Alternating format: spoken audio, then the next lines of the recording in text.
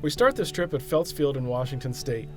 We're flying the AOPA Sweepstakes Cessna 170 on a long cross-country trip. This is 3224 Alpha Phelps Tower, runway 4 left, clear for takeoff, right turnout, please. 4 left, clear for takeoff, right turnout, 3224 Alpha. We're taking the airplane from the AOPA hangout in Spokane, Washington, back home to AOPA headquarters in Frederick, Maryland. And fortunately, I won't be alone on this long trip. My dad, Steve Webb, who I'll call autopilot for the duration of this trip, is here with me. He flew out from Maryland to join me on the flight, and we're planning to bond and see the countryside. Our trip starts off pretty slowly. The old Continental 0300 in this airplane only makes 145 geriatric horsepower, so you can only imagine how long it takes to get to 11,500 feet, our cruising altitude.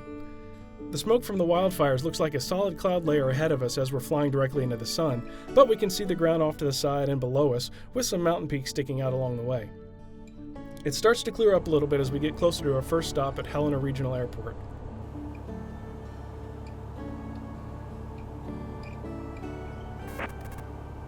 I should have done that stoll competition.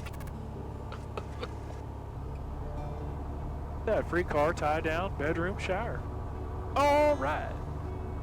We fuel up before heading out, and ATC asks us to wait for 2 U.S. Army Black Hawk helicopters to land before we take off.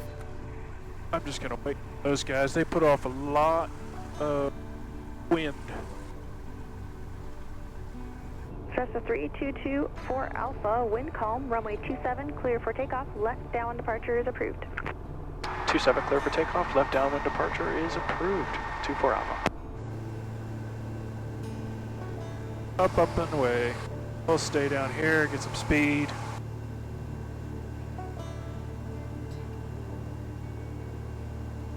As we continue heading east, the terrain starts to flatten out and the smoke starts to clear, thankfully. We take in a nice view of the Yellowstone River on our way into Miles City, Montana.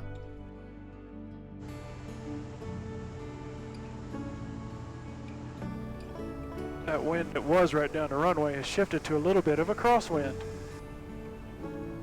No matter. It's another quick top off, and we head toward Aberdeen, South Dakota. As we land, I'm ready to call it a day after 9.6 hours of flying. That's a bright sun. Yep. So am I. I'm a bright sun. Yeah, we might get a second opinion on that one. Easy. Well, we survived day 1 without any problems, but as we get ready to go on to day 2, something's not quite right with the engine. The glare shield and panel are shaking, and we're not making full power, so I abort the takeoff.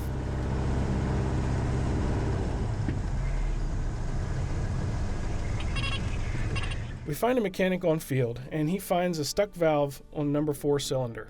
He gets it fixed in a couple hours, and then off we go about 3 hours later than planned, and a little nervous about what else may come. Aberdeen traffic, Cessna 3224 Alpha, departing runway 13 eastbound, Aberdeen. We take in the endless farm fields and views of the never-ending wind turbines before stopping for fuel in Waterloo, Iowa, and then another overnight at Indianapolis Executive where we get first-class service from First Wing Jet Center. Flying time today, 6.2 hours. Day 3 starts with IFR conditions at the airport, so we wait it out and continue across the plains. We finally got good enough weather that we can take off and head home. 3.5 hours to go and this long trip should be over. We're on our way to see cousins at Warren County Airport in Ohio. There's a good crosswind here, but at this point in the trip, I'm feeling pretty comfortable with the airplane. After spending some time with my cousins, we quickly top off the fuel, take off, give them a quick wing wag goodbye, and make one final right turn eastbound. Eventually the fields end and give way to the wooded mountains of eastern Ohio and West Virginia. It's nice to finally have some scenery to look at again. This is also the leg of the trip where my dad, Otto, does most of his flying. It's a little bumpy thanks to the strong tailwind we have, but he hangs in there to keep us on course and altitude. Before long, we're picking up the Frederick ATIS and hearing the familiar voices of the tower controller at Frederick. 3224 Alpha, roger. Report up 5 miles west for a left downwind runway 30. One last landing and we're home.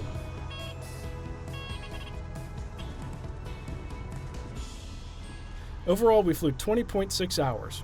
And it's hard for me to imagine that until March of this year, I had never even flown to a destination that needed a fuel stop, much less an overnight. And I'm really grateful that my dad was willing and able to fly along with me. It's an adventure I'll definitely cherish for the rest of my life, and I hope it's not the last. Although, next time I could do without the engine troubles. Thanks, Dad.